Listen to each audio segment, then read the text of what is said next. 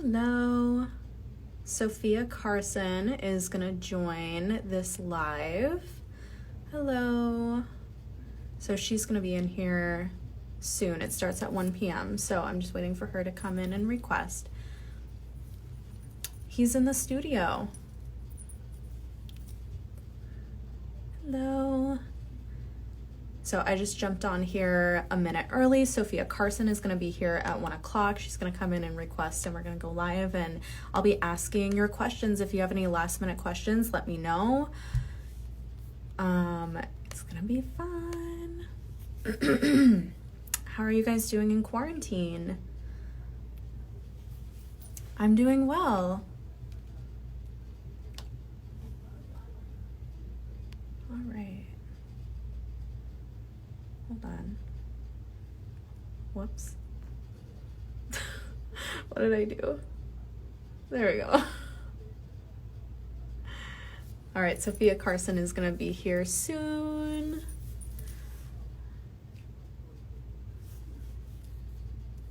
Hi, oh my gosh, so many people from all over the world. When she gets here, you can tell her you love her. I'm sure she'll see the comments pop up.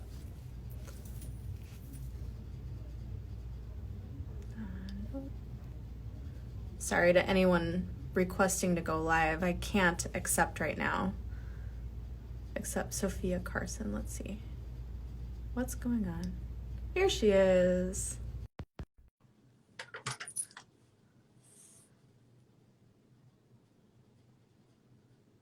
I think our Wi-Fi's slow. Hey! Hi.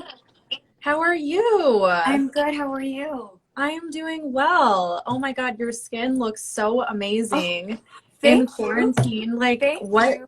what do you do? I mean, we can't like go out and get facials or anything. I guess maybe not wearing too much makeup has been helpful. I don't know, Yeah. but thank you. Thank you. You look beautiful as well. Oh, thank you so much. Well, we had plenty of questions come in Awesome. from our listeners and your fans. So I'm just going to go down the Let's list do it. and just ask away. So what's been your favorite go-to quarantine snack? Oof.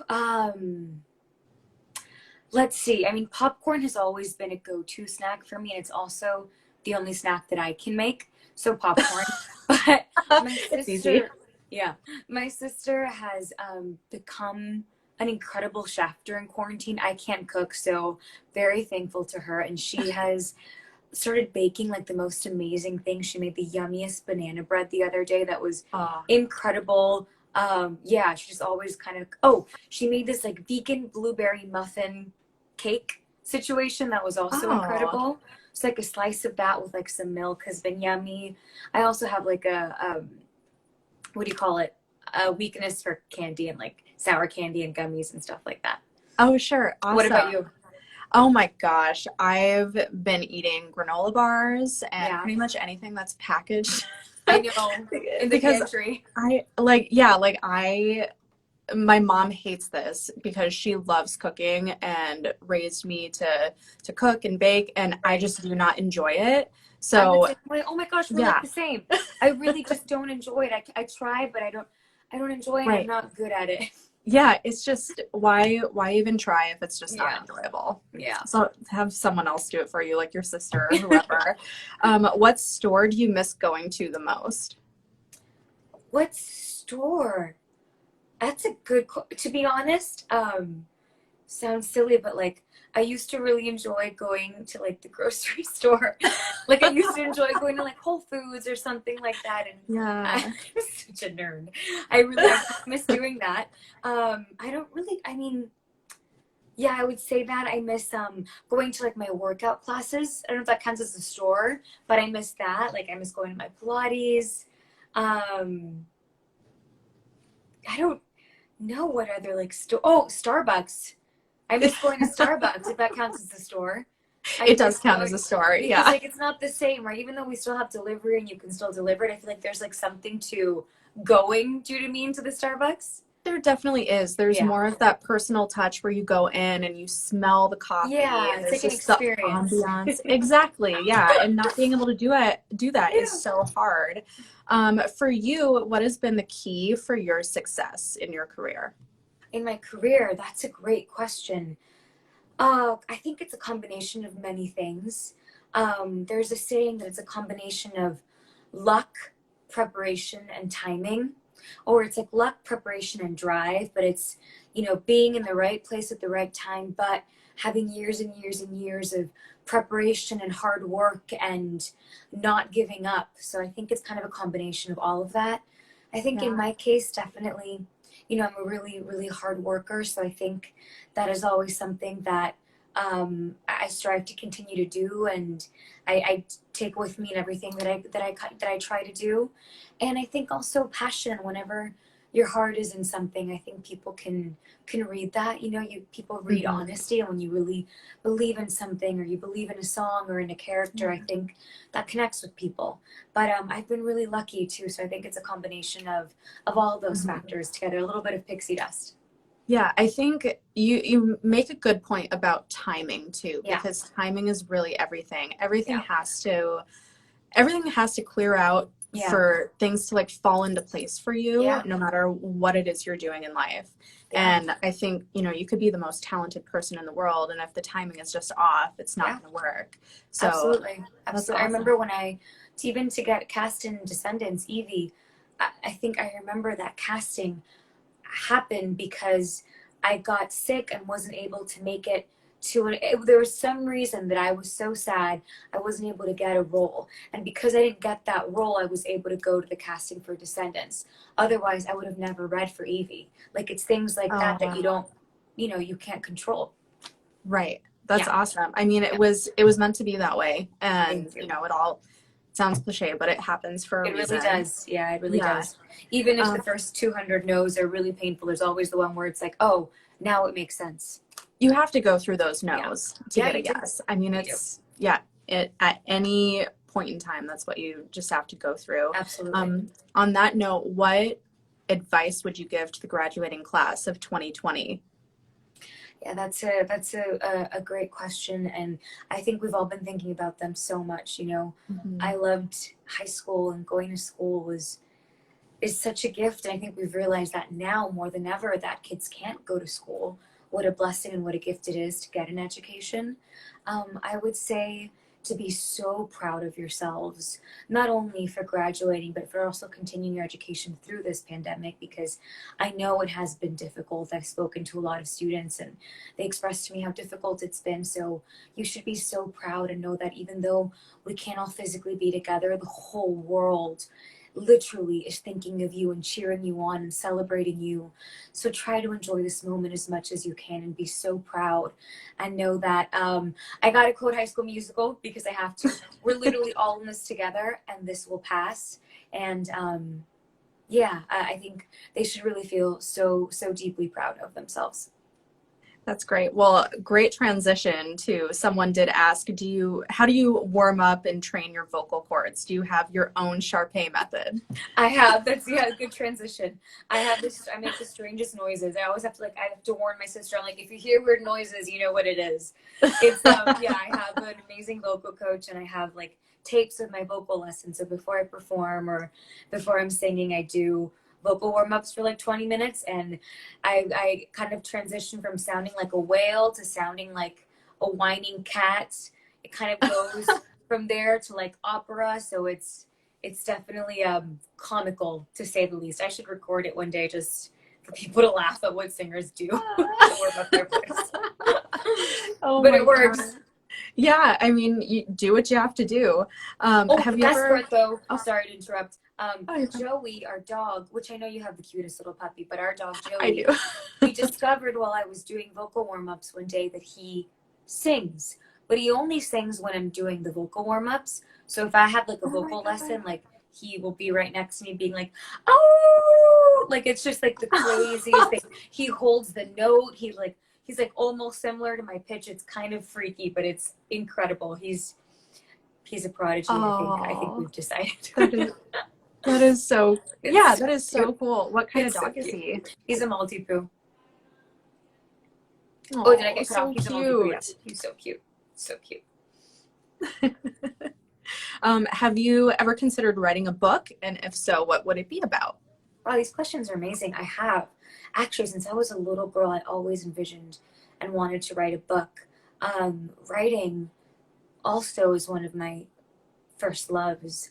I remember in middle school and high school, literature and English class and history class were my favorite classes, and I always wanted to write a nonfiction book.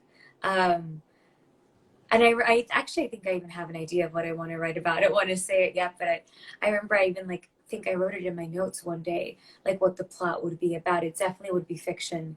Um, but yeah, I've always wanted to write a book. That's getting me excited just thinking about it. I'm gonna do it one day for sure, for sure. Awesome. What kind of genre do you think it would be?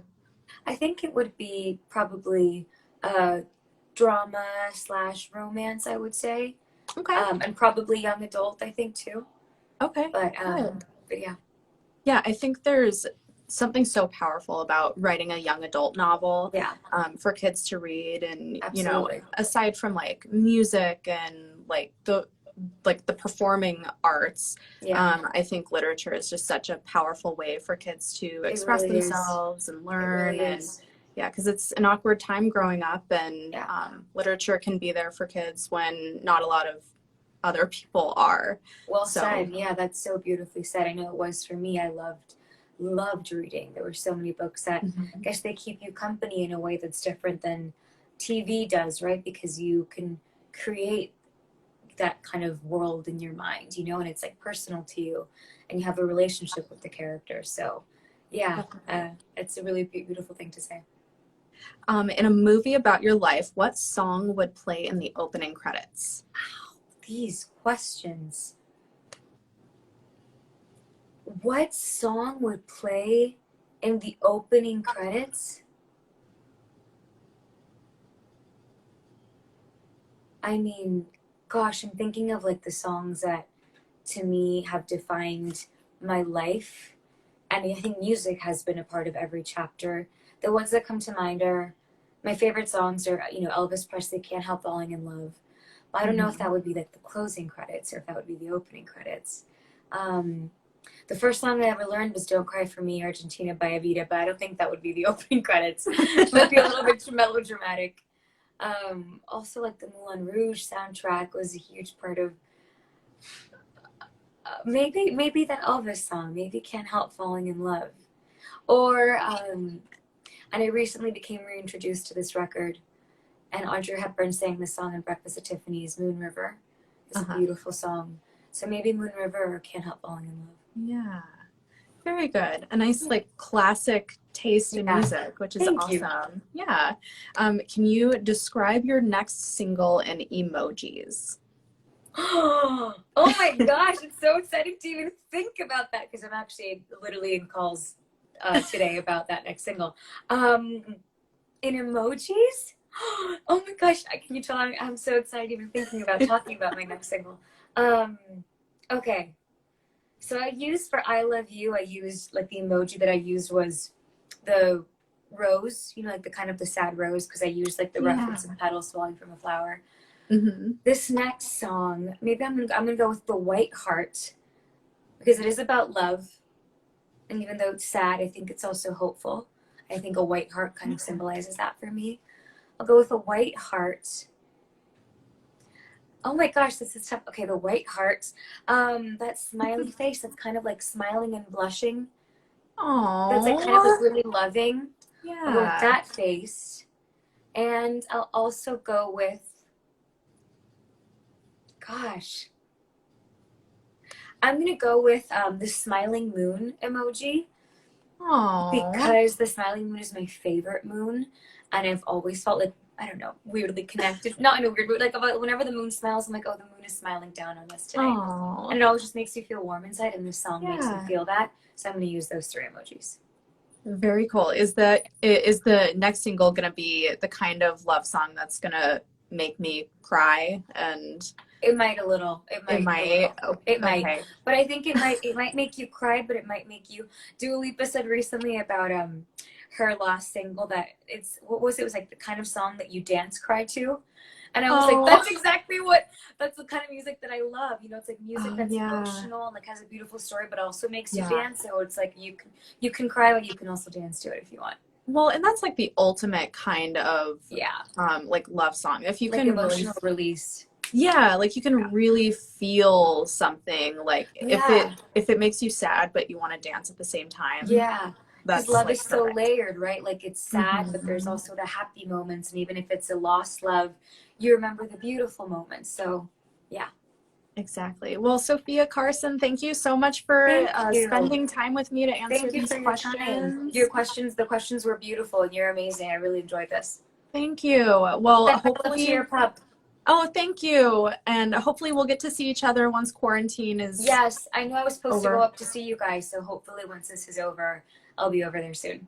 Awesome. Have a great rest of your day. Bye, guys. Love you.